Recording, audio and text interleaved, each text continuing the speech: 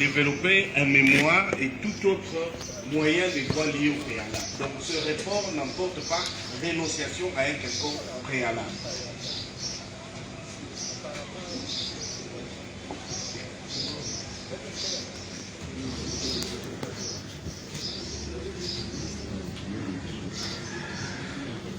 C'est quelle disposition, monsieur? C'est l'article 225 du Code judiciaire militaire. Donc, monsieur le Président, c'est censé être au greffe. C'est-à-dire qu'on peut y avoir accès et lire les pièces sans pourtant, n'est-ce pas, pouvoir se déplacer. C'est ce que dit la loi. Donc, c'est la même chose.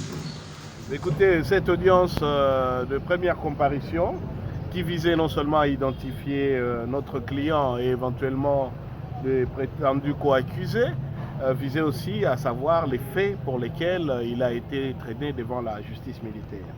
Et la première chose que nous devons tous constater, c'est que l'élément qu'on avait brandi comme prétexte à son interpellation irrégulière, c'était la détention d'un pistolet, d'une arme dont il était prétendument propriétaire et qui a justifié son interpellation à l'aéroport.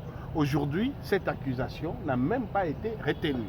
Donc dès le départ, lorsqu'on a clamé l'innocence de Salomon Kalonda, en disant qu'on lui imputait quelque chose qui était faux, Salomon Kalonda n'a jamais détenu un pistolet. Il y a même eu le Premier ministre Matata qui avait revendiqué ces pistolets pour son garde du corps, lesquels étaient même en détention. Nous avions toujours dit que cette accusation était fausse. Elle était un prétexte qui visait en réalité à neutraliser Salomon Kalonda Dela et à profiter derrière une détention illégale, à créer un montage d'une procédure dont nous allons démontrer l'inexactitude et surtout son caractère totalement infondé en droit. Et pour les conversations avec le général Ouandé qu'on a dit. Tout cet ensemble des faits sont des accusations postérieures à la raison initiale pour laquelle on l'avait interpellé et qui avait même fait l'objet d'une conférence de presse.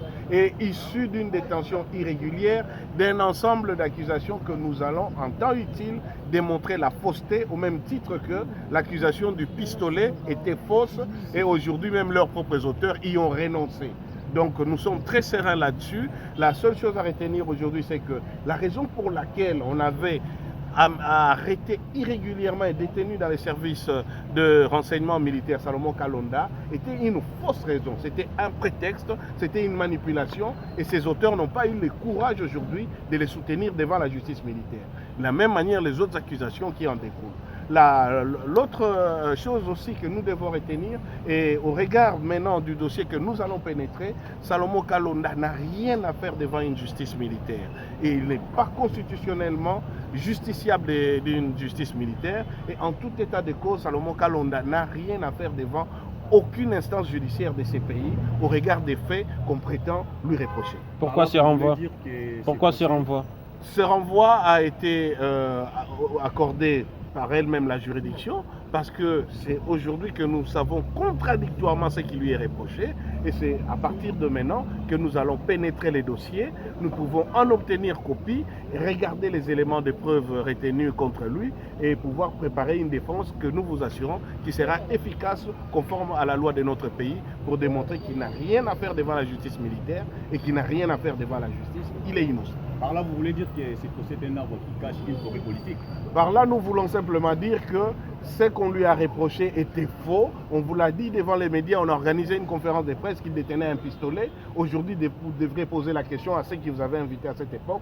Où est l'affaire du fameux pistolet de Salomon Kalonda Dela, puisqu'aujourd'hui, devant la justice, alors qu'on l'a arrêté depuis plus de 3 mois, on n'est plus venu soutenir ça. Ça, c'est l'élément important. Comment a-t-on pu interpeller sur les tarmacs de l'aéroport une personne sur base des accusations totalement fausses? On l'a gardé en détention, on lui a privé l'accès à l'avocat. Et après, on l'a mis dans une prison militaire. Et aujourd'hui, on ne soutient plus la même accusation et on vient avec d'autres accusations. Ça, c'est quelque chose qui doit nous inquiéter. Et c'est quelque chose de dangereux dans un État libre. Quelles conséquences juridiques déjà? Nous allons en tirer en temps utile, mais nous préférons réserver la primeur aux juges qui devront décider sur l'ensemble des arguments que nous allons développer une fois que nous avons accès au dossier. Merci.